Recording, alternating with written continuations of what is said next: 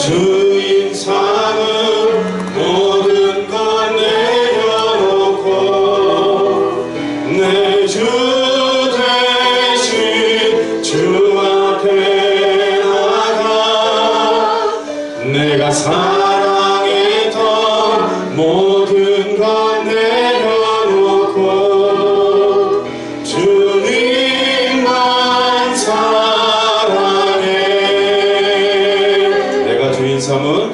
내가 주인 삼은 모든 것 내려놓고 내 주 대신 주 앞에 나가 내가 사랑했던 모든 것 내려놓고 주님만 사랑해. 주 사랑 거친 풍랑에도 깊은 바다처럼 나를 잠잠케 해. 주 사랑 내 영혼의 반석 그 사랑 위에 서리. 내가 주인 삼은 모든 것 내려놓고 내 주 대신 주 앞에 나가 내가 사랑했던 모든 것 내려놓고 주님만 사랑해.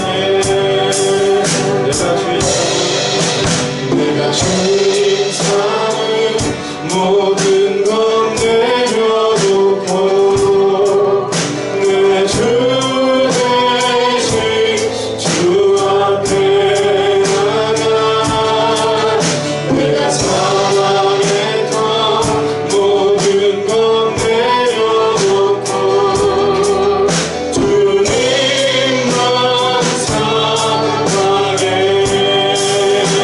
주 사랑 거친 풍랑에도 깊은 바다처럼 나를 잠잠케 해. 주 사랑 내 영혼의 반석 주 사랑 위에 서. 우리 주님의 그 사랑 주 사랑 거친 풍랑에도 깊은 바다처럼 나를 잠잠케 해. 주 사랑 내 영혼의 반석 그 사랑 위에 서리. 주 사랑 거친 풍랑에도 깊은 바다처럼 나를 잠잠케 해. 주 사랑 내 영혼의 반석 그 사랑 위에 서리.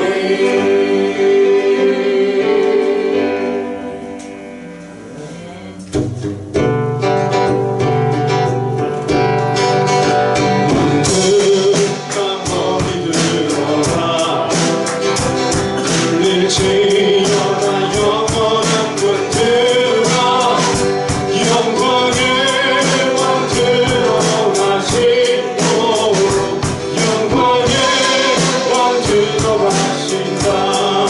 문득한 머리 들어라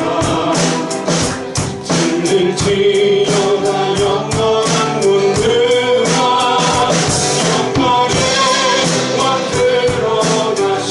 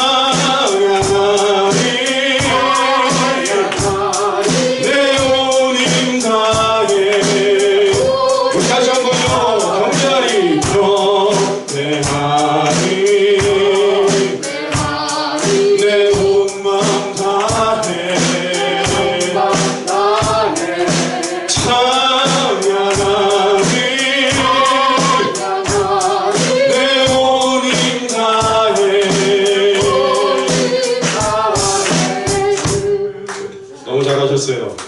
원래 이 박이 아니죠.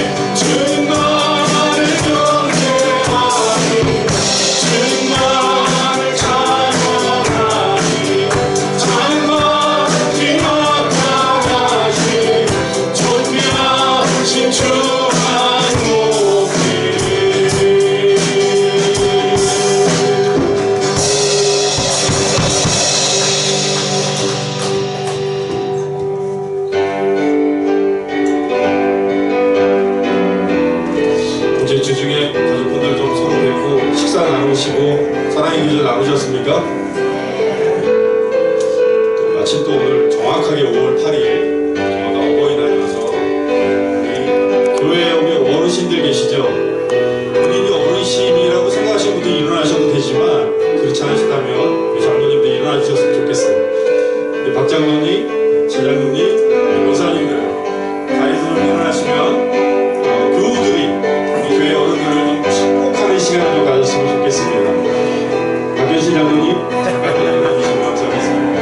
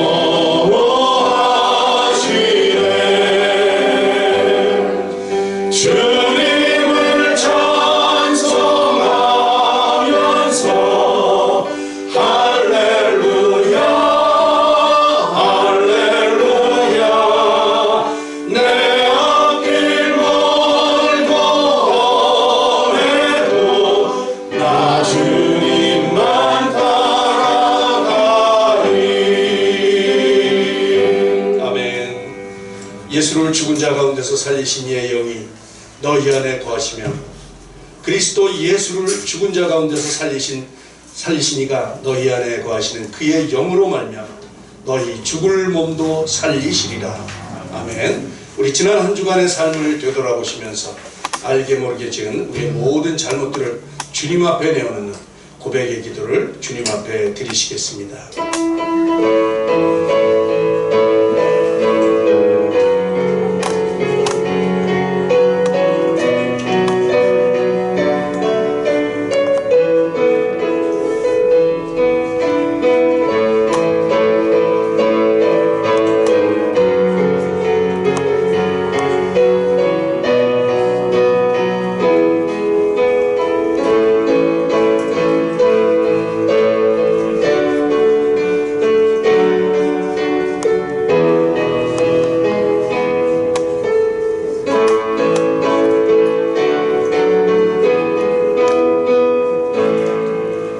그리스도 예수 안에 있는 자에게는 결코 정죄함이 없나니 이는 그리스도 예수 안에 있는 생명의 성령의 법이 죄와 사망의 법에서 이를 해방하였음이니라.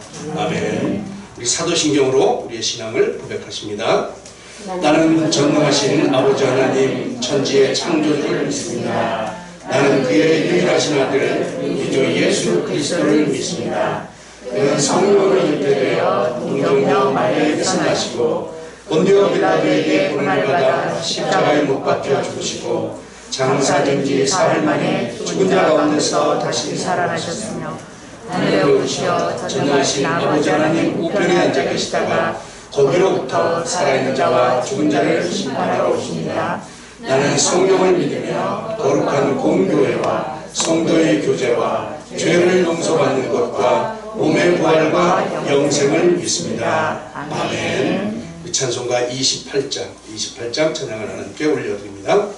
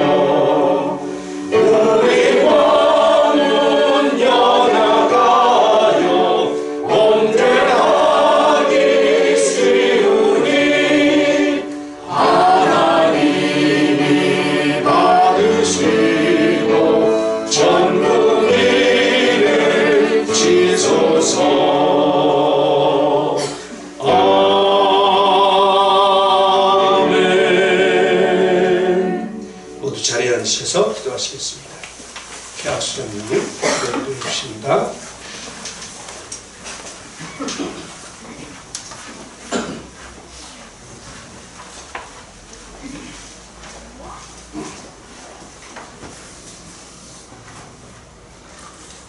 기도하시겠습니다. 모든 것의 주인이신 아버지 하나님, 계절의 여왕 아름다운 5월 가정의 달을 맞이하여 귀한 가정을 허락하심에 감사를 드립니다. 하나님께서 주신 가정이 얼마나 귀하고 소중하며 아름다운 축복인지 다시 한번 깨달으며 더욱 믿음과 사랑이 충만한 가정으로 세워나갈 수 있게 하여 주시옵소서. 하나님께서 아름답고 복된 가정을 주셨음에도 불구하고 우리는 평소에 불평하며 주님의 자녀로서 세속에 물들어 합당치 못한 여러가지 많은 죄를 지었음을 회개하오니 이 시간 용서하여 주시옵고 앞으로는 좀 더 넓은 마음과 사랑으로 가정의 소중함을 잊지 않고 굳건한 믿음의 가정으로 세워나갈 수 있도록 은혜를 베풀어 주시옵소서. 참 좋으신 아버지 하나님, 지난 2년이 넘도록 전 세계가 코로나로 인하여 말할 수 없는 고통 속에 살아왔지만 하나님의 은혜로 이제 거리두기도 완화해 주시고 점차 예전의 일상으로 돌아가게 해주시니 또한 감사를 드립니다. 모든 교회마다 교회마다 예전과 같이 성도들이 넘쳐나게 해주시고 더 이상의 변이 바이러스도 발생하지 않도록 은혜를 베풀어 주시옵소서. 우리는 아름다운 계절 가정의 달로 보내고 있지만 지구촌 곳곳에서는 전쟁과 내란 등 어려운 상황을 맞아 가족을 잃고 고통당하는 하나님의 백성들이 많이 있습니다. 주님, 그들을 불쌍히 여겨주사 속히 전쟁과 내전이 종식될 수 있도록 역사하여 주시옵소서. 주께서 항상 함께 해주심으로 주의 사랑 안에 거하게 하여 주시고 주께서 보여주신 그 사랑을 서로 나누며 주의 이름을 높이는 주의 백성들이 다 되게 하여 주시옵소서. 또한 빈곤과 굶주림에 시달리는 많은 사람들이 늘어나고 있사오니 이 시대를 긍휼히 여겨주사 모든 것이 평안하고 넉넉함의 은혜를 베풀어 주시옵기를 간절히 구하옵니다. 사랑이 충만하신 아버지 하나님, 이제 새로 시작될 이 나라의 새 정부가 하나님 보시기에 합당한 정의와 공의를 행하게 하여 주시고 대통령과 위정자들에게 하나님을 두려워하고 경외하는 마음을 갖게 하시고 맡은 바 책임을 잘 감당할 수 있도록 지혜를 주시고 능력을 허락하시어서 백성들의 삶을 향상시키는 성공한 정부, 존경받는 대통령으로 남도록 축복하시옵소서.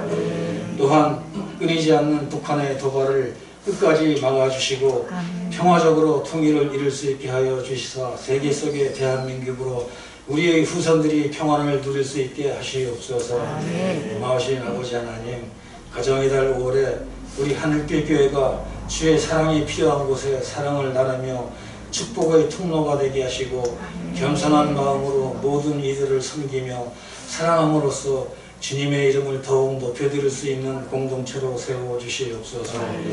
특별히 이달 하순에 계획된 우리 목사님의 해외 선교 일정을 우리 주님이 함께 하시어 아름다운 열매를 맺을 수 있도록 주께서 은혜를 허락하옵소서.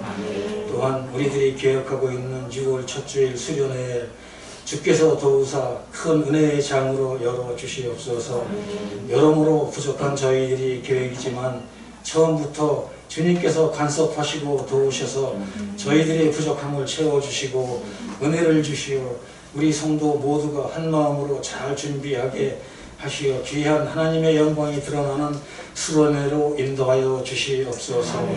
사랑의 아버지 하나님, 이 시간 하나님의 말씀을 들고 열방 곳곳에서 수고하시는 선교사님들과 그 가족들을 지켜주시고 그 사역에 어려움이 없도록 날마다 돕는 손길이 늘어날 수 있는 은혜를 부어주시옵소서. 또한 우리가 함께 섬기는 선교지를 기억하시고 우리의 작은 정성이 주님 앞에 크게 쓰임받는 귀한 열매로 나타나게 하시옵소서. 이 시간 말씀을 전하시는 목사님께 성령 충만함의 은혜를 베풀어 주시옵고 저희들은 마음의 자유함과 평안을 얻는 복된 시간이 되게 하시옵소서. 주님의 몸 되신 교회를 위하여 봉사하시는 손길들을 축복하여 주시고 건강한 몸과 마음으로 주님 섬기는 기쁨이 배가 되는 은혜를 베풀어 주시옵소서. 한 주간도 주신 말씀 붙들고 무엇을 하든지 말에나 일에나 주 예수의 이름으로 하게 하고 하나님 아버지께 감사하는 한 주가 되게 하여 주시기를 원하며 우리 가정의 주인이신 예수 그리스도의 이름으로 기도합니다. 아멘.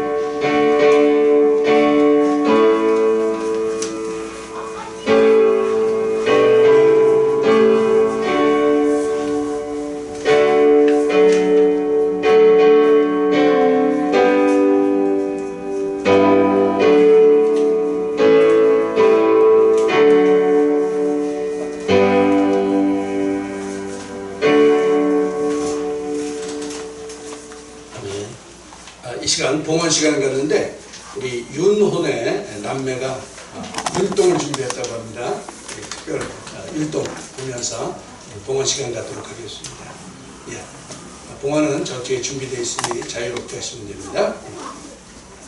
얘들아.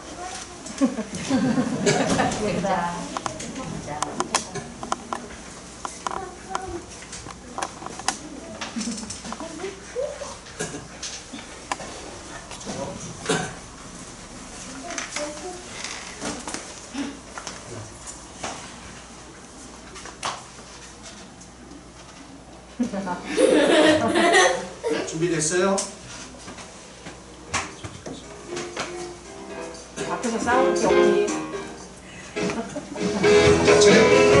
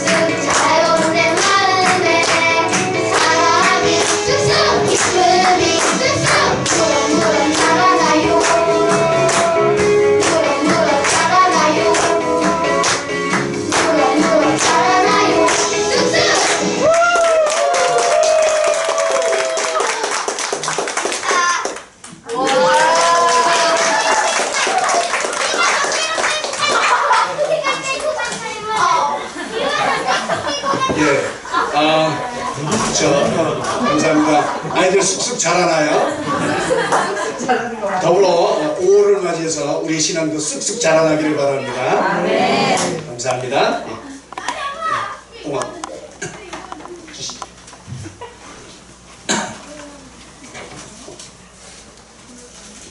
기도하겠습니다.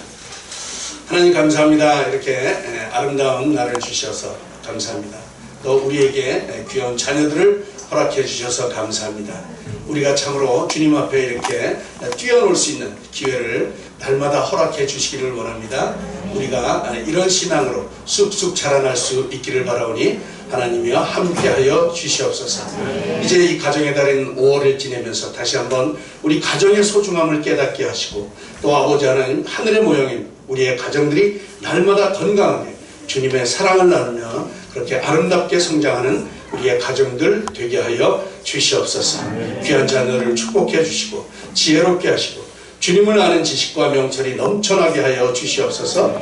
그래서 주님의 나라 위에서 큰 일꾼들로 잘 자라날 수 있도록 주님 은혜 부어 주시옵소서. 이 시간 주님 앞에 우리의 예물을 드립니다. 우리의 마음과 정성을 다해서 주님 앞에 예물을 드리오니 주님 기뻐 받아 주시옵시고 하늘나라 위에서 주님의 뜻을 위해서 아름답게 쓰여지는 귀한 예물 되게 하여 주시옵소서. 드려진 이 예물을 사용되는 곳곳마다 해서 하나님의 영광이 드러나게 하시고 주님의 나라가 널리 전파되며 확장되는 일이 왕성하게 일어나게 하여 주시옵소서.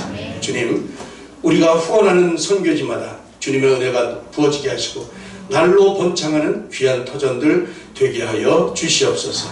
오늘도 우리 예배 가운데 함께 하시기를 원하며 우리를 사랑하시는 예수님의 이름으로 감사하며 기도드리옵나이다. 아멘.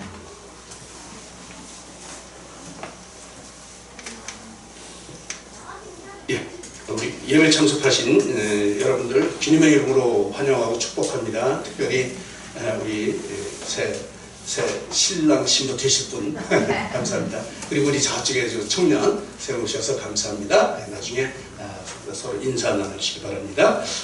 우리 기도 제목을 좀 나누겠습니다. 우리 장명 권사님 친정 어머니 여러분 소식 들어서 잘 아시겠죠? 기도 많이 해주시기 바랍니다. 또 우리 강대건 장로님 어깨 많이 불편하신 것 같아요. 위에서 기도해 주시기 바랍니다. 나머지 광고는 주보를 참조해 주시고요. 자, 오늘 말씀을 보도록 하겠습니다. 오늘 말씀 히브리서 12장 1절로 3절의 말씀입니다. 히브리서 12장 1절로 3절. 우리 신약 성경 통독하는 게 다음 주면 계시록을 시작하더라고요. 그래서 그 다음 주면 끝나게 되어 있어요. 참 먼 여정을 달려오셨습니다. 우리 히브리서 12장입니다. 1절로 3절 우리 한 목소리로 함께 봉독하시겠습니다. 이 앞에 화면도 있습니다. 같이 봉독합니다. 이러므로 우리에게 구름같이 둘러싼 허다한 증인들이 있으니 모든 무거운 것과 얽매기 쉬운 죄를 벗어버리고 인내로서 우리 앞에 당한 경주를 하며 믿음의 주여 또 온전하게 하시는 인 예수를 바라보자. 그는 그 앞에 있는 기쁨을 위하여 십자가를 참사 부끄러움을 개의치 아니하시더니 하나님 보좌 우편에 앉으셨느니라. 너희가 피곤하여 죄인들이 같이 자기에게 고역한 일을 참으신 이를 생각하라. 아멘. 5월 참 좋은 달이죠. 지난주일 어린이 주일이었고 또 오늘은 어버이 주일. 우리의 가정들이 날마다 이렇게 사랑으로 풍성했으면 좋겠습니다. 여러분 가정마다 모두가 하나님의 사랑으로 풍성한 가정 되시기를 축복합니다. 오늘 말씀의 제목이 예수를 바라보자. 예수를 바라보자. 그런데 앞에 이제 수식어가 좀 있어요. 우리 2절에 보시면 믿음의 주여 또 온전케 하시는 이 예수를 바라보자. 예수 어떤 예수냐 하면 믿음의 주여 온전하게 하시는 그 예수를 바라보자. 이런 거죠. 오늘 이 히브리서 기자는 예수님을 가리켜서 이렇게 말하죠. 믿음의 주, 또 온전케 하시는 분이 이제 예수님이라는 거예요. 그분이 예수님이죠. 이 예수님을 바라보자고 이제 히브리서 기자가 이렇게 강변을 합니다. 우리 기독교는 믿음을 가장 중요하게 생각합니다. 믿음, 그렇죠? 구원은 우리의 어떤 선한 행위, 우리의 착한 행실 이런 것들로 구원을 받는 것이 아니고 오직 믿음으로 구원을 받는다. 우리 누차 들었던 얘기 아니겠습니까? 성경은 우리에게 히브리서 11장이죠. 믿음장. 거기에 6절에 보면 믿음이 없이는 하나님을 기쁘시게 할 수 없다. 우리가 아무리 많은 선한 행실을 할지라도 믿음이 없다면 그건 아무것도 아니라는 것이죠. 믿음이 있어요. 믿음이 없이는 하나님을 기쁘시게 할 수 없다. 이렇게 말씀하고 있습니다. 로마서 1장 17절에 보면 오직 의인은 믿음으로 말미암아 살리라. 의인은 믿음으로 산다. 이렇게 말씀하십니다. 믿음이에요. 심지어 로마서 14장 23절에 보면 믿음을 따라 하지 아니하는 것은 다 죄다. 그러니까 하나님을 믿지 않고 그냥 행하는 것 이건 다 죄라는 거예요. 믿음이 중요하다. 그런 말씀인 것이죠. 하나님을 섬기는 일은 하나부터 10까지 다 믿음으로만 할 수 있다는 것이에요. 믿음으로. 믿음이 없이 드려지는 예배는 가증한 행위라는 것이죠. 가증한 행위. 하나님께 연락될 수 없다는 거예요. 제가 마스크를 좀 벗겠습니다.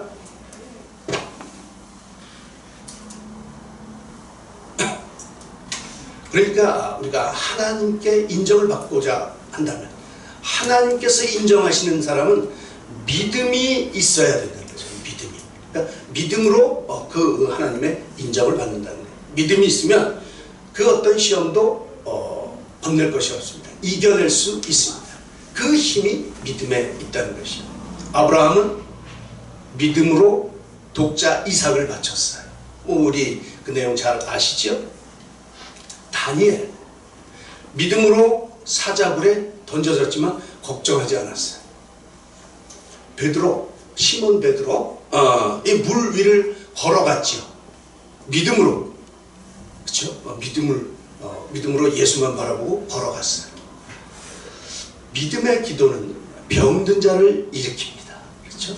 그래서 믿음의 장인 히브리서 11장 1절은 그렇게 말씀하고 있습니다. 믿음은 바라는 것들의 실상, 내가 바라는 것들의 실체, 실상, 그게 믿음이라는 거예요. 또 내가 보지 못하는 것들, 우리 천국을 보지 못했죠. 그죠?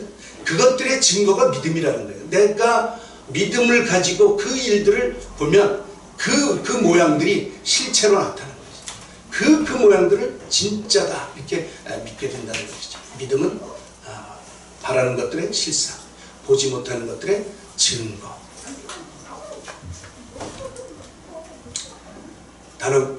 단언컨대 우리의 자녀들이 큰 일을 감당할 줄 믿습니다.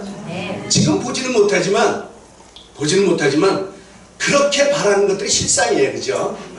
또 그렇게 될 줄로 믿는 것들의 증거야. 지금 그냥 그럴 줄 믿습니다. 여러분 믿음을 가지고 자녀들을 위해서 축복하시고 기도해 주시기 바랍니다. 큰 꿈을 가지고 자라날 수 있는 우리 자녀들이 될 수 있도록 여러분들의 기도가 필요하지요. 믿음은 불가능이 없습니다. 그렇죠? 믿음은 불가능이 없어요. 내가 믿는 대로 이루어지는 거예요. 그리스도인은 믿음을 가진 사람들이죠. 우리 모두는 믿음을 가진 사람들이에요. 그러나 그리스도인이라고 해서 누구나 다 똑같은 믿음을 갖고 있는 것은 아니에요. 이게 또 여러분 잘 들으셔야 됩니다. 하나님께서는 뭐 그렇게 생각하시지는 않지만 그렇게 생각하시지는 않아요. 하나님께서는. 그런데 우리가 생각하기에는 믿음에는 단계가 있고 차원이 있는 것 같아요. 그런가요? 큰 믿음이 있는가 하면 적은 믿음이, 또 강한 믿음이 있는가 하면 약한 믿음이 있습니다. 행함이 있는 믿음이 있는가 하면 행함이 없는 믿음도 있는 것 같아요. 있다고 말씀드리는 거 아니고 있는 것 같아요. 여러분, 우리는 어떤 믿음의 소유자가 되어야 하겠습니까? 뭐 두말할 것도 없이 큰 믿음, 강한 믿음, 그렇죠? 행함이 있는 믿음, 이제 이런 믿음을 가진 성도가 되어야 하지 않겠습니까? 그런데 실제로 보면 마태복음 17장 20절에 예수님께서 그렇게 말씀하시죠. 겨자씨만한 믿음만 있어도, 겨자씨 얼마나 큰지 아세요? 보이지 않아요, 그죠? 많아요. 고만한 믿음만 있어도 이 산을 명해서 여기서 저기로 옮겨져라. 그러면 옮겨질 것이다. 예수님의 말씀이에요. 그러니까 겨자씨만한 요만한 믿음만 있어도 그런 거를 행할 수 있다고 하는데, 우리가 말하는 작은 믿음은 어떤 건가요? 겨자씨보다 더 작은 믿음이 있을까요? 없어요. 믿음은 결국 다 큰 거예요. 믿음은 다 강한 거예요. 그렇다면 우리가 말하는 약한 믿음, 적은 믿음은 뭐예요? 믿지 않는다는 거죠.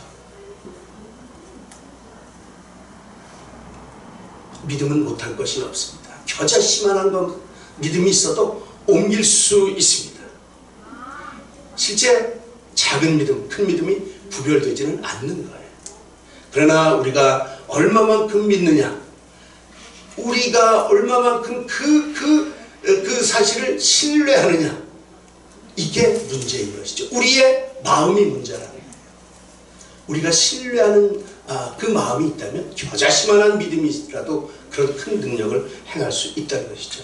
실제로 주님은 이렇게 이제 겨자씨만한 믿음이 있어도 이렇게 옮길 수 있다, 능력을 발휘할 수 있다, 이렇게 말씀하시면서도 제자들에게는 믿음이 없음을 책망을 많이 하세요. 이 믿음이 적은 자야 라고 책망을 하세요. 그게 뭐예요? 믿음이 없다는 얘기예요. 겨자씨만한 것도 없다는 얘기예요. 대표적으로 우리 베드로, 아까 말한 베드로 물 위로 건넌 사건 있잖아요. 이 마태복음 14장 31절에 보면, 이 14장에 베드로가 물 위로 건넌 이런 사건이 기록이 되어 있는데, 늦은 밤에 이제 예수님은 무태 있고 제자들이 먼저 출발을 했어요. 밤중에 예수님께서 물 위를 걸어서 이 제자들 배로 오시는 거예요. 제자들이 깜짝 놀랐죠. 그리고 이제 베드로가 말을 하죠. 예수님, 나도 그쪽으로, 저도 물 위를 걷고 나도 가고 싶습니다. 원하냐 와라. 겁없는 베드로가 뛰어내렸어요. 그죠? 그리고 막 걸어갑니다. 어디로? 물 위를 걸어서. 그때는 주님만 바라보니까 걸을 수가 있었어요. 그런데 갑자기 생각이 듭니다. 무슨 생각이? 여기 물 위인데, 그죠? 물 위인데 바람도 부는데 옆을 보니까 바람 부는 것을 보니까 그만 물에 빠져들어간다. 그때 이제 예수님께서 저 책망을 하시는 것이죠. 이 믿음이 적은 자야, 왜 의심하였느냐. 믿음이 적은 자라고 말씀하십니다. 그렇죠? 믿음이 적다고 하는 것, 잘 믿다가도 의심을 하게 된다는 거예요. 의심을 해요. 이거 진짜인가? 그렇죠? 끝까지 신뢰하지 못하는 우리의 습성, 이런 걸 말하고 있지요. 이러한 믿음, 주님은 책망을 하십니다. 우리는 주님의 칭찬을 받는 그런 믿음의 소유자가 되어야 하겠지요. 그래서 믿음으로 하나님의 능력을 경험하는 믿음으로 마귀를 이기고 세상을 이기고 시험을 이기는 우리 성도님들 다 되시기를 축복합니다. 믿음이에요. 그렇죠? 이 시간 본문을 근거해서 예수님의 믿음에 대해서 한번 생각을 해보려고 합니다. 이 믿음을 나누면서 우리 피차 은혜를 받기 바랍니다. 자, 먼저 우리가 바라보는 그 예수님은 믿음의 주님이라는 사실이에요. 믿음의 주님. 오늘 본문에 보면 예수님을 일컬어 믿음의 주라고 말씀을 하죠. 정말로 예수님께서는 그를 믿는 자들에게 믿음의 본을 보여주셨습니다. 이 예수님이 믿음의 본을 보여주셨다는 것이죠. 우리에게는 믿음의 선진들이 많이 있어요. 그렇죠? 성경에 많은 샘플들이 있어요. 이 세상의 간증을 통해서 저 사람이 나의 믿음의 이 선배로 생각해야 되겠다, 뭐 이런 것도 좋지만 이미 성경에 수많은 믿음의 선배들이 있다는 거죠. 히브리서 11장에 보면 많은 선진들이 소개되고 있어요. 아벨, 에녹, 노아, 아브라함, 욥, 모세, 사무엘, 다윗, 엘리야, 다니엘, 얼마나 많은지 몰라요. 그 외에 구약의 이 선지자들과 또 믿음의 왕들, 그런 것뿐이에요. 신약 시대 사도들을 비롯한 이런 많은 믿음의 선배들이 성경에 무수히 많이 기록이 되어 있지요. 그들은 우리에게 귀한 믿음의 본을 보여주는 사람들입니다. 그런데 사실은 이 인간들은 그렇게 완전 무결한 믿음의 본을 보여주지는 못해요. 완전한 믿음의 본을 보이는 분은 바로 예수님이시죠. 예수님께서는 우리에게 믿음이 무엇인지 보여주십니다. 그러니까 예수님을 따라 살아가야 된다. 예수님을 따라서. 그죠? 믿음의 선진들은 이걸 참고해서 이분도 이렇게 당했구나. 그러니까 우리는 예수님을 보고 가야 된다. 그죠? 이 사람을 보고 가면 안 되고 예수님을 봐. 예수님은 하나님이셨어요. 여러 성경에서 증거하고 있죠. 하나님이셨어요. 그럼에도 불구하고 이 말씀이신 예수님께서 육신이 되어 이 땅에 오셨습니다. 그리스도로 오셨어요. 우리의 구원자가 되기 위해서 이 땅에 오셨어요. 그분이 예수님이에요. 성자 하나님께서 죄 있는 육신을 입으시고 사람이 되셔서 이 세상에 오셨습니다. 그리고 십자가의 고난을 받으셨습니다. 이분이 예수님이에요. 빌립보서 2장 5절로 8절에는 이렇게 기록하고 있습니다. 너희 안에 이 마음을 품으라. 곧 그리스도 예수의 마음이다. 예수님의 마음, 이 땅에 오셔서 우리를 위해서 죽기까지 복종하셨던 그 예수님의 마음이라는 것이죠. 이 마음을 여러분들 가운데 품으라는 거예요. 그 말씀이 뭐예요? 근본 하나님의 본체시나 누가? 예수님이 하나님이셨어요. 그러나 하나님과 동등됨을 취할 것으로 여기지 아니하시고 오히려 자기를 비우고 하나님의 지위를 내려놓고 자기를 다 버리고 종의 형체를 가지사 사람들과 같이 되셨어요. 성육신 인간이 되셨어요. 하늘의 지위를 버리고 인간이 되셨어요. 사람의 모양으로 나타나셨어요. 그리고 자기를 낮추시고 죽기까지 복종하신 그분이 바로 예수님이라고 해요. 어디까지 복종하셨다고요? 죽기까지 복종하십니다. 곧 십자가에 죽으신 그분이 예수님이라는 거예요. 너희 안에 이 마음을 품으라. 어떤 마음? 예수님의 마음. 죽기까지 복종하셨던 그 예수님의 마음을 품으라는 것이죠. 이것이 예수님의 마음이요 믿음인 것입니다. 예수님께서 하나님 아버지를 믿었기에 그 하나님을 믿었기에 죽기까지 순종할 수 있었다는 것이죠. 흔히 학자들이 사람들이 세간의 사람들이 그렇게 말을 했다고 해요. 옛날에 그 초대교회 때 영지주의라고 하는 그런 이단 사상들이 이 예수님은 하나님이셨기 때문에 고통을 당하지 않으셨어. 우리 인간들하고 달라. 왜? 하나님이시기 때문에. 영으로 오신 예수님은 영이시기 때문에 인간이 당하는 그 고통 느끼지 못하셨어 라고 말한다는 거예요. 그러니까 영이신 하나님, 영이신 예수님은 우리 인간하고 다르다 이렇게 말하는 게 영지주의예요. 그러니까 뭐 우리를 대신해서 우리와 똑같은 고난을 받으셨다고 하는데 그거 아니야 라고 말한다는 거죠. 근데 사실 그렇지 않아요. 예수님은 완전한 인간으로 오셨어요. 그래서 우리의 고난, 우리의 고통, 인간이 느끼는 이 모든 고통들을 예수님 똑같이 느끼셨다는 것이죠. 이 십자가 고난 마찬가지예요. 인간의 몸을 입으신 예수님께서 결코 수월한 것이 아니었어요. 왜냐하면 그것은 단지 자기 목숨을 희생시킨 그런 차원이 아니라 이 모든 인류의 죄악을 다 담당하시고 나가셔야 되기 때문에 엄청난 부담이었죠. 엄청난 부담이었어요.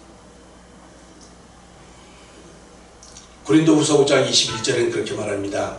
하나님이 죄를 알지도 못하신 이를 우리를 대신하여 죄로 삼으신 것은 우리로 하여금 그 안에서 하나님의 의가 되게 하려 하십니다. 예수님은 우리의 모든 죄, 우리의 의를 위해서 이 모든 죄들을 다 짊어지고 십자가에 달리신 것이죠. 고통이 꽤 많았겠죠. 그죠? 여러분 십자가는 구체적으로 생각해 보셨나요? 어떤 고통이 있었을까? 혹시 돌에 맞는 순교 이런 거 생각해 보셨나요? 이거 뭐 어마어마해요. 이 생각만 해도 정말 나한테 닥치면 이런 거 감당할 수 있을까? 정말 자신이 없지요. 예수님도 마찬가지. 예수님도 십자가 위에서 그렇게 고백하시죠. 나의 하나님 어찌 나를 버리셨습니까? 이 예수님의 고민이에요. 그죠? 예수님께서 이 고난이 얼마나 심한 줄을 아셨기 때문에 겟세마네 동산에서 기도하시면서 제자들에게 그렇게 부탁하죠. 야, 내 마음이 매우 고민해서 죽게 되었다. 고민해 죽게 되었어. 너희도 여기서 머무르면서 나를 위해서 좀 기도해 달라. 이게 예수님의 마음이에요. 그렇죠? 그러면서 무슨 기도를 하십니까? 아버지여 만일 할만하시거든 이 잔을 내게서 지나가게 하옵소서. 얼마나 고통스러우면 그걸 이미 아셨기 때문에 이런 기도를 하시겠습니까? 그죠? 이 잔을 웬만하면 할만하시거든 나에게서 옮겨주십시오. 이런 절규 아니겠습니까? 그러나 나의 원대로 마시고 아버지의 원대로 되기를 원합니다. 이게 예수님의 복종의 마음이에요. 그죠? 하나님을 믿기에 이런 고통도 감내하면서 이런 복종, 순종의 자세를 가질 수 있었다는 것이죠. 예수님께서는 대속의 고난을 기피하거나 거절하지 않으시고 기꺼이 다 받으셨어요. 철저한 순종이죠. 순종. 마음속에 있는 믿음, 우리 속에 믿음이 있어요. 우리에 있는 마음속에 있는 믿음은 뭐를 통해서 드러나느냐 하면 순종을 통해서 드러나는 거예요. 야고보서가 그렇게 말을 하죠. 너희 행함을 좀 보여라. 너희 행함을 통해서 너희 믿음을 증명해봐. 이렇게 말하는 거 아니겠습니까? 우리의 믿음은 순종을 통해서 표현되어야 해요. 믿기는 하지만 순종하지 않는 경우 그런 건 없습니다. 그런 게 있다면 적은 믿음. 적은 믿음은 뭐예요? 믿음이 없는 거죠. 열매로 나타나야 되는 거예요. 열매. 그죠? 예수님께서는 믿음의 인도자이셨습니다. 그러므로 믿음의 길에 들어선 우리 성도들, 우리 예수님을 믿는 우리는 예수님의 발자취를 따라가야 하는 것이죠. 그렇죠? 주님을 따라갈 때 우리는 온전한 믿음으로 살아갈 수 있습니다. 어디까지 따라가야 됩니까? 십자가까지 따라가야 됩니다. 너희는 나를 따라와. 어떻게 하고? 너희들 무거운 짐 내려놓고 너희들 십자가 지고 따라와. 그 십자가 우리가 지고 따라가야 돼요. 그 자리까지 순종해야 되는 것이죠. 사랑하는 하늘빛교회 성도 여러분, 이 땅에서 예수님께서 보여주신 그 삶 전체가 믿음의 모범이었습니다. 그러므로 우리는 언제나 믿음의 주님을 바라고 그 믿음의 순종의 마음, 믿음을 바라고 그 뒤를 따라가는 우리 모두가 되어야 될 것입니다. 이런 삶을 사시기를 축복합니다. 자, 두 번째는 예수님은 그를 믿는 자들을 온전케 하시는 분이에요. 온전케 하시는 분.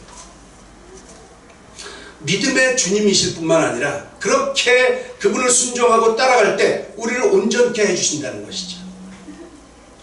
그러니까 그를 믿고 따르는 우리 모든 사람들을 믿음으로 온전하게 만들어주신 분이 예수님이라는 거예요. 뭐 우리가 완전하다 이렇게 말을 하지만 나는 뭐 법 없이도 살아. 내가 그렇게 살아왔거든. 라고 말을 하지만 사실은 그렇지 않아요. 그죠? 사람은 누구를 막론하고 완전하지 못합니다. 완전한 사람은 없습니다. 우리의 믿음 역시 완전하지 못해요. 예수님께서 대제사장들이 보낸 그 무리에게 붙잡히셨을 때 제자들은 하나같이 다 주님을 버리고 다 도망갔어요. 그죠? 다 도망갔어요. 수제자인 베드로조차도 3번씩이나 주님을 모른다고 부인하지 않았습니까? 그들의 마음은 주님을 끝까지 따라가고 싶었어요. 정말 그랬어요. 그죠? 정말 그렇게 따라가고 싶었지만 그들의 육신이 약했죠. 이게 이제 바로 이 연약한 인간의 모습들입니다. 나는 그렇게 하고 싶지만 사실은 그렇게 못해요. 그렇죠? 최후의 이 만찬 석상에서 예수님께서 제자들에게 그렇게 말하죠. 너희 중 하나가 나를 팔 것이다. 그리고 모두 나를 버릴 것이다. 이제 이렇게 말씀하셨을 때 시몬 베드로 어떻게 말했습니까? 아유, 다른 사람은 다 몰라도 나는 주님을 위해서 내 목숨까지도 버리겠습니다. 나는 주님을 따라갈 것입니다. 뭐 이렇게 호언장담을 했는데 그날 저녁 다 굴기 전 그날 저녁 하루도 못 지나서 그죠? 그 안에 3번을 부인하지 않습니까? 우리 실천할 힘이 없는 거예요. 마음은 간절한데 실천할 힘이 없는 거예요. 주님의 말씀과 같이 마음은 원이로되 육신이 연약해. 이것이 우리 연약한 인간의 모습입니다. 그런데 어때요 여러분? 오순절 성령 충만함을 받은 이후에 베드로의 모습은 완전히 달라졌죠. 완전히 믿음의 사람으로 변했어요. 그는 더 이상 이 약한 모습을 보이지 않으면서 젊은 사자처럼 정말 강하게 담대해진 사람이 바로 베드로였습니다. 그들이 미문에 앉아서 이제 구과라든가 안진뱅이에게 고쳐줬죠. 뭐 우리가 잘 알죠, 그죠? 은과 금은 내게 없거니와 내가 있는 것으로 내게 주는 곧 나사렛 예수의 이름으로 일어나 걸으라. 이러고 이제 일어났더니 그 사람이 확 일어나가지고 발목에 힘이 나고 발에 힘이 나서 뭐 뛰고 뭐 이러면서 찬양하면서 성전 문 앞 밖에 있던 사람이 성전 안으로 들어가서 뭐 난리를 친 거예요, 그죠? 그 좋아서 뭐 이 간증 안 할 수가 없죠. 막 그랬더니 그 당시에 제사장들 이 시기하던 사람들이 저 사람 붙잡아라, 베드로 붙잡아라. 이제 그렇게 해가지고 신문하지 않습니까? 그게 이제 사도행전 3장의 내용입니다. 두 사도가 체포됐죠. 대제사장이 예수님을 신문할 때 바로 그 공회 거기에서 베드로를 신문합니다. 야, 네가 무슨 권세로 이런 일을 행했냐? 이제 베드로가 성령 충만해서 하는 말이 뭐 전에 같으면 난 몰라, 난 그 사람하고 상관없어 이랬을 베드로인데, 그랬던 베드로인데 뭐라고 말합니까? 너희가 십자가에 못 박고 하나님이 죽은 자 가운데 살리신 예수 그리스도, 그 예수님이 하신 것이다. 그렇죠? 저기 보니까 그래, 이스라엘 백성들은 알라, 니들 알아야 돼. 이거 이 사실을 알아야 돼. 십자가에, 너희들이 십자가에 못 박은 그 예수, 그 예수가 우리를 이렇게 건강하게 만들어 그런 거죠. 이 예수는 너희 건축자들의 버린 돌로서 진모퉁이의 머릿돌이 되었다. 그 예수, 너희들이 잡아 죽인 그 예수, 그 예수의 권세로 내가 지금 이렇게 서 있다 라고 증언을 하죠. 담대해졌죠. 여종 앞에서도 이 벌벌 떨면서 모른다 이랬던 베드로가 정말 담대해졌죠. 그러니까 이제 이 대제사장들과 그 사람들이 말을 합니다. 야, 이제 이후로는 도저히 이제 예수님 얘기하지 마. 그래서 풀어줄게. 그러면 풀어줄게. 이렇게 말을 합니다. 예수님 얘기하지 말라는 것이죠. 그럴 때 또 뭐라고 합니까? 이 두 사도 조금 더 위축되지 않아요. 그죠? 하나님 앞에서 너희 말 듣는 것이 하나님 말씀 듣는 것보다 옳으나 니들 판단해봐. 우리는 말하지 않고는 베길 수 없어. 엄청 담대해졌던 사람이죠. 두 사도가 이처럼 능력 있고 담대한 복음의 증인이 된 것은 바로 믿음의 주님께서 그들을 온전하게 만들어 주셨기 때문입니다. 그래서 그들은 끝까지 주님의 뒤를 따라갈 수 있었던 것이죠. 예수님께서 성령님으로 인하여 이들을 온전하게 담대하게 만들어 주셨던 것입니다. 1절에 의하면 베드로는 자기가 뭐 예수님처럼 십자가에 똑바로 달려 죽을 수 없다. 그래서 십자가에 거꾸로 달려 죽었다. 뭐 이제 이런 전설도 내려오죠. 사도 요한 끝까지 살다가 도미티안 황제 때 이 반모섬에 유배되는 그런 일도 당했습니다. 그러나 끝까지 믿음을 지키면서 우리에게 요한복음을 주셨고 요한계시록을 우리에게 주셨죠. 사랑하는 하늘빛교회 성도 여러분, 여러분들의 믿음은 지금 어느 단계인지 한번 점검해 보시기 바랍니다. 약한 믿음, 강한 믿음, 어떤 건가요? 비록 부족하고 연약할지라도 우리를 온전케 하시는 이 주님을 바라보시기를 바랍니다.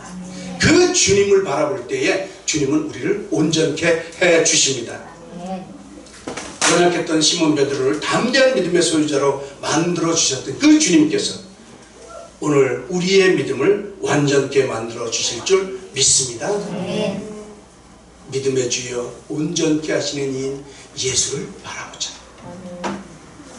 자, 이 세 번째로 예수를 바라본다는 것, 예수를 바라본다는 것이 무엇인가? 구체적으로 우리의 삶에 어떻게 하는 것이 예수를 바라보는 것인가? 이를 한번 생각해 보겠습니다. 성경은 이 성도들, 우리 성도들을 마치 믿음의 경주에 나선 선수들로 비유를 합니다. 경주에 나선 선수들, 뭐 깊은 뜻이 있다고 생각이 돼요. 우리 육상 경기에 나선 선수는 가급적이면 이 유니폼 간편하게 차려 입습니다. 그죠? 신발도 가벼운 신발을 신고요. 그거 뭐 몇 그램 차이인데 그것조차도 무겁다고 더 가벼운 것. 수영 선수들이 뭐 보기 민망한 그런 수영복을 입는데 그것조차도 뭐 다 벗고 하면 또 저항이 적어서 더 빠른 기록이 날 것이다. 뭐 이제 이러면서 그 수영복을 계속해서 개선해 나갑니다. 정말 뭐 이 불필요한 것들은 다 줄이려고 이렇게 노력을 하죠. 혹시 기억하실지 모르지만 옛날에 그 마라톤스 아베백이 있어요. 에티오피아 아베백. 그 사람은 신발 살 돈이 사실은 없어서 근데 막 이제 어디서 이제 부업품 보내왔는데 자기 발에 맞는 신발이 없었던 거예요. 그래가지고 그러느니 차라리 벗겨주겠다. 그래가지고 맨발로 뛰었죠. 근데 세계 신기록을 수립하면서 66년인가 64년도 로마 올림픽인가요? 거기서 금메달을 땄어요. 그 이듬해도 금메달을 마라톤에서 금메달을 땄는데 그게 기록이라고 그러네요. 신기록을 2번이나 세우면서 금메달을 딴 거예요. 근데 두 번째는 신발을 신었어요. 이제 세계에서 저 선수한테 자기 신발을 신기면 이게 이제 확실한 광고가 되니까 그때는 신발을 신겼는데 첫 번째는 그 신발마저도 벗고 그냥 뛰어서 유명했던 사람이죠. 믿음의 경주를 하는 우리들도 몸을 가볍게 해야 됩니다. 가볍게 해야 돼요. 어떤 방법으로 우리 몸을 가볍게 할까? 이제 그게 문제예요. 그렇죠? 우리가 믿음의 경주를 해가야 되는데 우리의 몸을 가볍게 해야 경주에서 이길 수가 있습니다. 이것에 대해서 오늘 우리 본문은 우리에게 이렇게 말합니다. 모든 무거운 것과 얽매기 쉬운 죄를 벗어버리고. 뭐예요? 무거운 것과 얽매기 쉬운 죄 벗어버리고 인내로서 우리 앞에 당한 경주를 경주하라.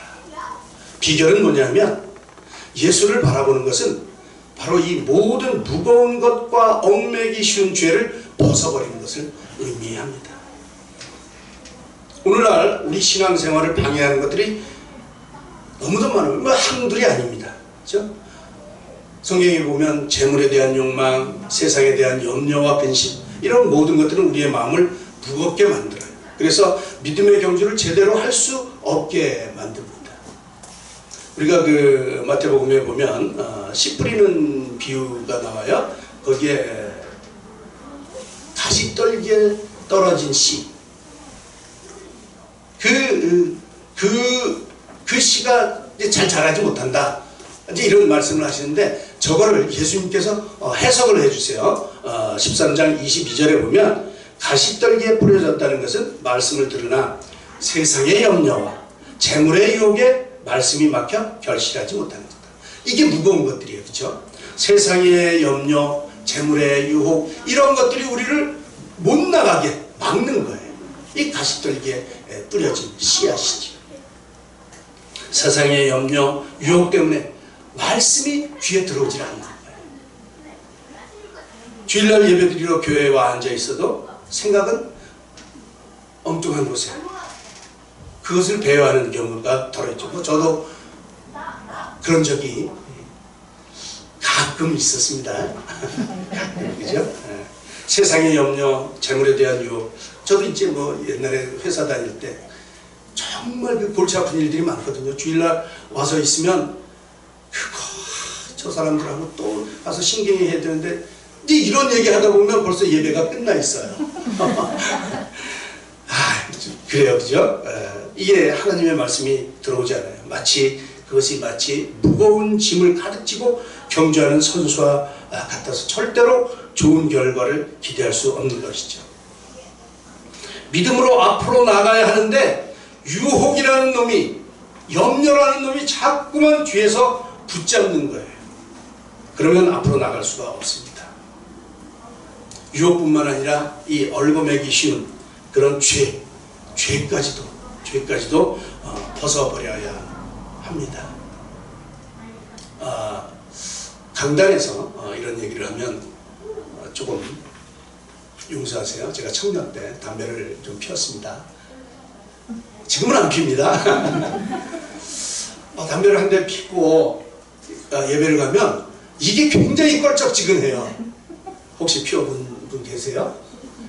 그래서 이거 뭐 양치질 해도 냄새가 난다고 하죠. 이 목사님이 아실까? 이게 죄라는 게 정말 우리를 앞으로 나가지 못하도록 이게 붙잡는 그 족쇄라 그러네. 족쇄. 그 죄수들 보면 발목에 채워가지고 이만한 쇳덩어리 달아놓잖아요. 달려가려고 해도 붙잡는 거예요. 이게 우리의 신앙을 자꾸만 그 자리에 머물게 하는 것이죠. 이게 무거운 세상의 염려, 또 무슨 유혹, 이런 것들이 우리를 자꾸 붙잡는 거예요. 경주하는 선수가 막 가야 되는데 길가에 버려진 뭐 어떤 이런 장애물, 뭐 끈이나 뭐 그물 조각이 발에 걸렸다. 그러면 넘어져야죠. 그죠? 그런 게 얼검했다고 한다면 그 사람은 뭐 우승 못해요. 그죠? 달려나갈 수가 없습니다. 이게 마치 그거는 장애물 경기하는 거죠. 열심히 가서 장애물 통과해서 가야 되는데 그냥 내 몸으로 뛰는 사람하고 당할 수가 없죠. 그 얼검한 것들, 장애물, 이런 것들을 다 제거해야, 그래야 우리의 경주를 갈 수 있다는 것이죠. 믿음의 세계에서 얼검하는 것, 죄를 의미합니다. 그렇죠? 죄. 사소한 것들도 마음에 캥기는 게 있으면 안 되는 거예요. 죄를 지면 그것이 우리의 양심을 부자연스럽게 얼검입니다. 죄는 한 번 짓는 것으로 그치지 않고 연쇄적으로 죄를 짓게 만들어요. 그죠? 그래서 우리 속담에 바늘도둑이 소도둑 된다, 이제 그런 말이 있어요. 한 번 지면 계속해서 연쇄적으로 갈 수밖에 없어요. 다윗을 보면 한 번이 가늠했더니 그 다음에 살인죄까지 가잖아요. 그죠? 이게 뭐 걷잡을 수가 없는 거예요. 그렇게 죄가 있는 다윗은 심령이 불편하고 불안해서 하나님을 찬양할 수도 없고 기도도 할 수 없게 그렇게 만드는 게 바로 세상의 유혹이요, 세상의 죄입니다. 죄는 이처럼 우리를 무섭게 얽어매는 경향이 있죠. 그러니까 믿음의 경주에 나선 성도들은 먼저 회개를 통해서 죄를 청산해야 됩니다. 그래야 우리의 몸을 가볍게 할 수가 있죠. 여러분 가운데 우리는 뭐 죄 없이 살죠, 그죠? 우리는 깨끗한 인생을 살아요. 죄 없는 사람 있을까요? 그렇지 않습니다. 요한일서에 보니까 만일 우리가 죄가 없다고 말하면 스스로 속이고 스스로 속이는 거예요. 그렇죠? 나는 죄 없어. 나는 깨끗해. 나는 법 없이도 살아. 이러면 다시 한번 생각해 보셔야 됩니다. 또 진리가 우리 속에 있지 아니할 것이다. 그렇죠? 진리가 없는 사람이에요. 만일 우리가 우리 죄를 자백하면 그는 미쁘시고 의로우사 우리의 죄를 사하시면 우리를 모든 불의에서 깨끗하게 하시고 그냥 고백하시면 됩니다. 그러면 사해 주세요. 사해 주세요. 걱정하지 마시고 마음에 담아두지 마시고 그냥 다 토설하세요. 사람한테 보일 거 없습니다. 그렇죠? 하나님하고 독대해서 그냥 거기서 해결하세요. 그러면 마음이 가벼워져요. 그러면 우리 경주를 잘 할 수 있습니다.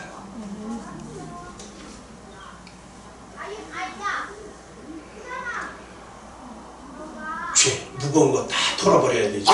그럴 뿐만 아니라 우리는 달리는 방향을 올바로 잘 알아야 돼요. 달리는 방향.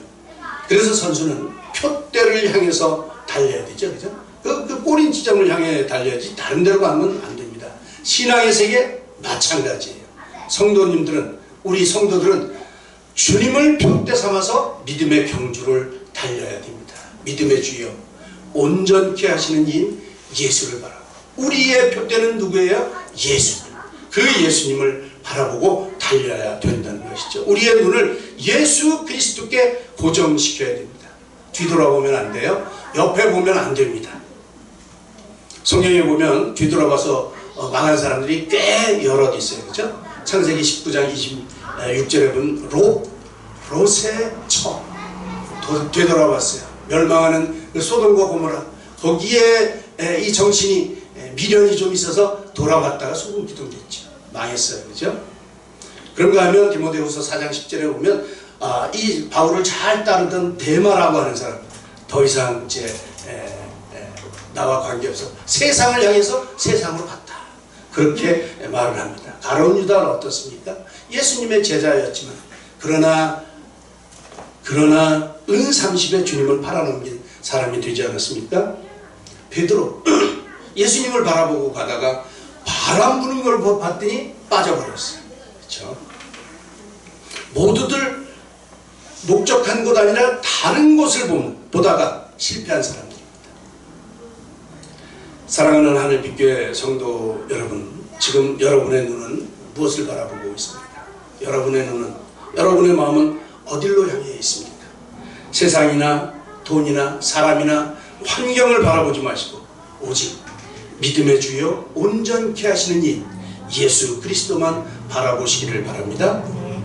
믿음의 경주에서 승리하시기를 원하십니까? 그렇다면 모든 무거운 것과 얽어매는 죄를 벗어버리시기를 바랍니다.